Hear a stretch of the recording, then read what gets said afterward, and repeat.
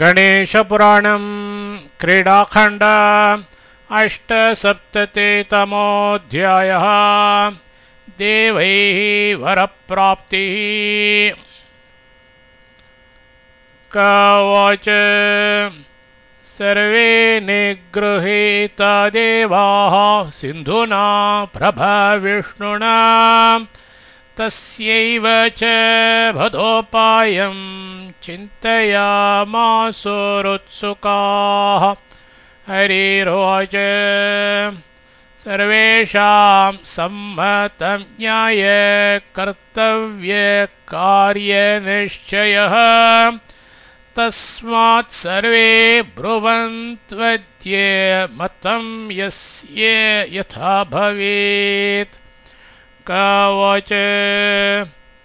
इति शक्रवचः श्रुत्वा ब्रुवन् ब्रह्मादयः सुराः ईश्वर सर्वकर्तास्ति सकल्याणं करिष्यति स येन तुष्यते देवः स उपायो विधीयताम् स येनं फरीभूत्वैव पदानि न प्रदास्यति। ततो वक्तो प्रधानोऽसौ बृहस्पतिरभाषत स्वल्पया पूजया सद्यः प्रसन्नो जायते विभुः। चराचर गुरु सद्यः सर्वे प्रार्थ्यो सुरान्तकः। देवाऊचुः को देव प्रार्थनीयस्ते मतो वाचस्पते वद तस्य तुष्टिं करिष्यामः स्वपदप्राप्तये किलाः। गुरुरुवाच सृजते पातियो विश्वं हन्ति रूपत्रयात्मकः अबीजो बीजभूतश्च शेषवाचामगोचरः नित्यो ब्रह्मामयो ज्योतिस्वरूपशास्त्रगोचरः अनादिमध्यनिधनो निर्गुणो यो निरामयः बहुरूपैकरूपश्च यस्य नामाखिला जनाः गृहीत्वा सर्वकार्येषु सिद्धिं यान्ति निजेप्सिताम्। सङ्कष्टं हरते भक्त्या पूजितः स विनायकः आराधयन्तु सर्वे तं सर्वसिद्धिं विधास्यति। माघस्य कृष्णपक्षोऽयं सम्प्रवृत्तोऽधुनासुराः चतुर्थे भौमयुक्तस्य प्रिया विघ्नहरस्यः स एव प्रकटीभूय दास्यते स्वं पदानि वः। सिन्धुं सन्निहत्यैव नात्र कार्या विचारणा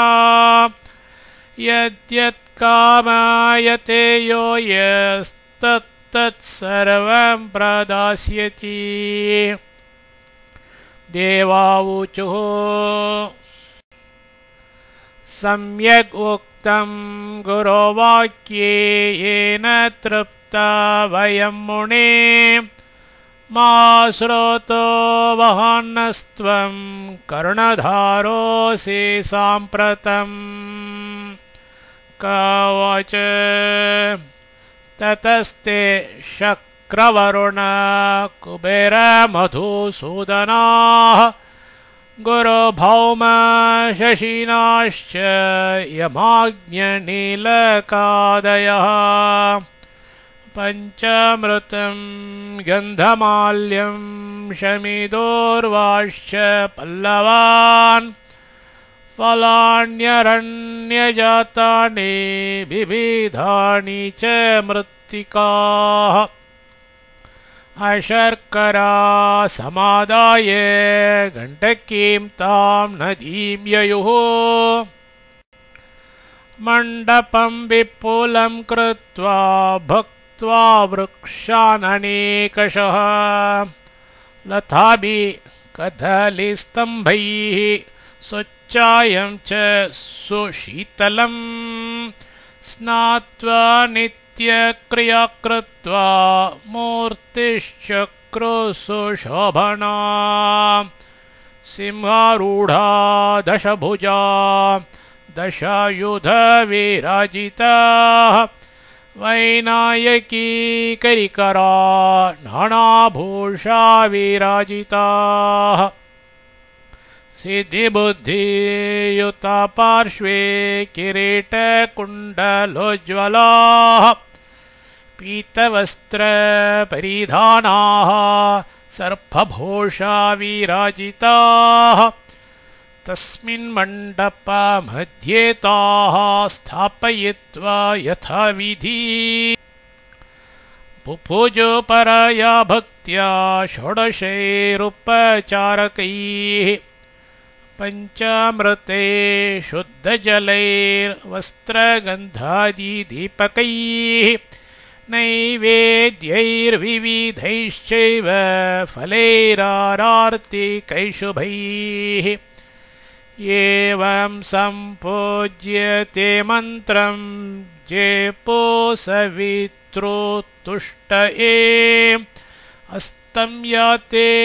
सवितरी सन्ध्यां कृत्वा स्तुवन् विभुम् सर्वे ऊचुः दीननाथ दयासिन्धु योगी हृत्पद्मसंस्थित अनादिमध्यरहित स्वरूपाय नमो नमः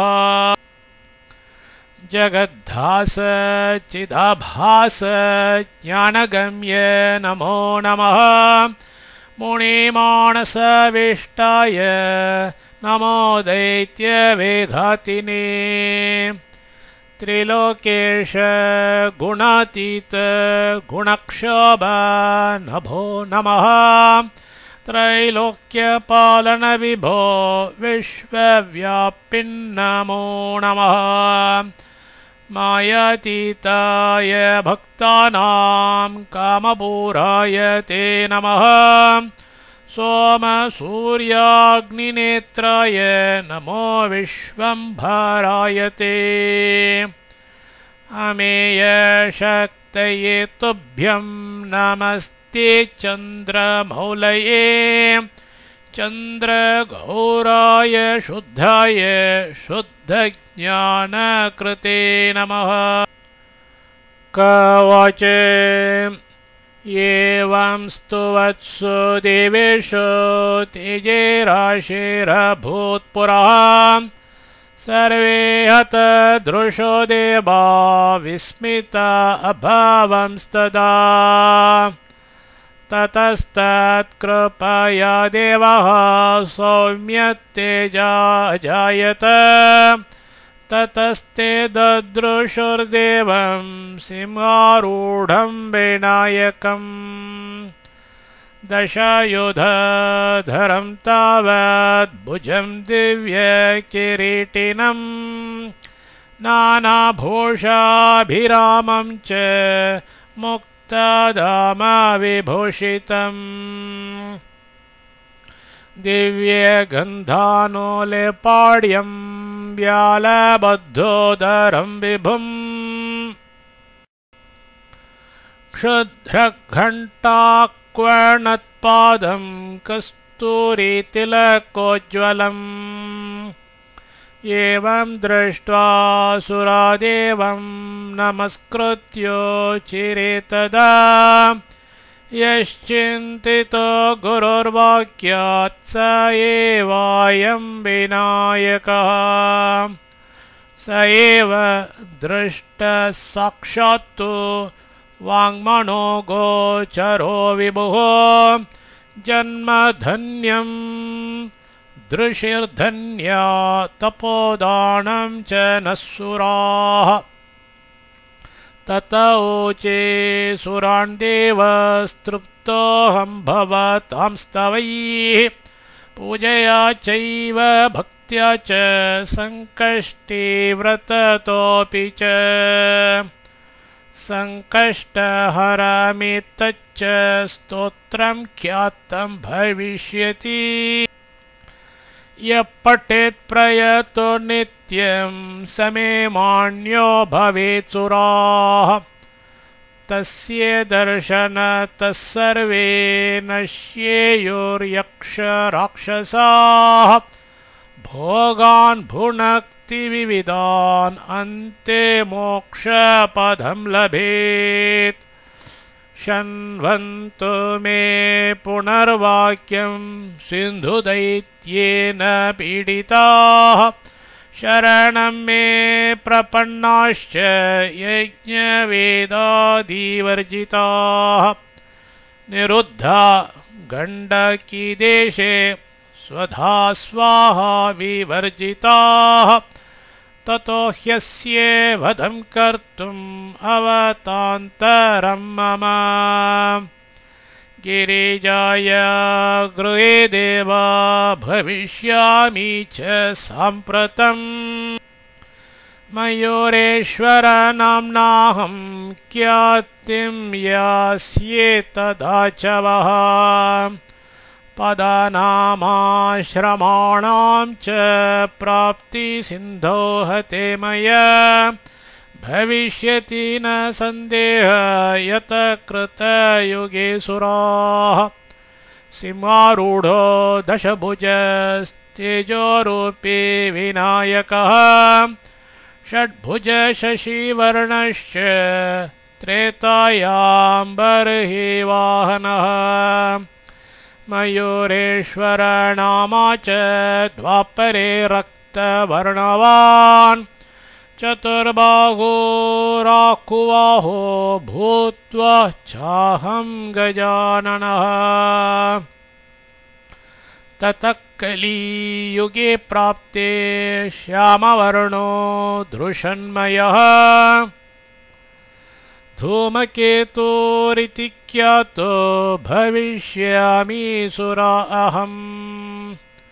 शीघ्रमेव करिष्यामि भवतां वाञ्छितं सुराः कवच एवं निवेद्य तान् देवस्तत्रैवान्तर्दधे विभुः आनदाच्च सुरा प्रापुः स्वकार्यं कृतनिश्चयाः य इदं परमाख्यानं शृणुयाच्श्रावयेच्च पठेच्च परया भक्त्या ध्यात्वा देवं विनायकं सर्वान् कामान् अवाप्नोति प्रीत्य ब्रह्ममयो भवेत् सर्वान् कामान् अवाप्नोति प्रीत्य ब्रह्ममयो भवेत् इति श्रीगणेशपुराणे क्रीडाखण्डे सुरर्धिवरप्रदानं नामाष्टसप्ततितमोऽध्यायः।